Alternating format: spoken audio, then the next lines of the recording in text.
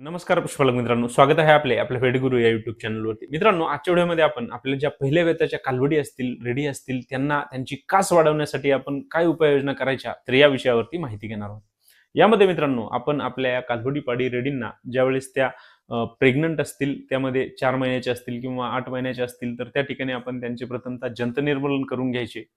मग मित्रांनो, आपण त्यांना 8व्या महिन्यामध्ये त्यांना जो काही ट्रान्झिशन फीड येतात मार्केटमध्ये, तर त्यांचा त्यांच्या आहारामध्ये त्या ठिकाणी वापर करायचा. त्यासोबतच व्हिटॅमिन एच असेल, त्यासोबतच झिंक असेल, सेलेनियम असेल, यांचे जे काही सप्लिमेंट आपल्याला मार्केटमध्ये येतात, तर त्यांचा वापर त्यांच्या आहारामध्ये त्या ठिकाणी करायचा आहे, की ज्यामुळे त्यांच्या अडरची वाढ चांगल्या पद्धतीने होण्यासाठी, इम्युनिटी वाढवण्यासाठी, आपल्या पशूंचे व्याल्यानंतर दूध वाढवण्यासाठी आपल्याला फायदा पाहायला मिळू शकतो. मित्रांनो, त्यासोबतच आपण जर या कालवडी आपल्या गोठ्यामध्ये त्या ठिकाणी सांभाळणार असाल, तर त्या ठिकाणी मग आपण त्यांना जे एनॉनिक मिक्सचरच्या पावडर मार्केटमध्ये येतात, त्यांचा त्यांच्या आहारामध्ये वापर करून त्यांना अतिशय चांगले फायदे त्या ठिकाणी देऊ शकतो.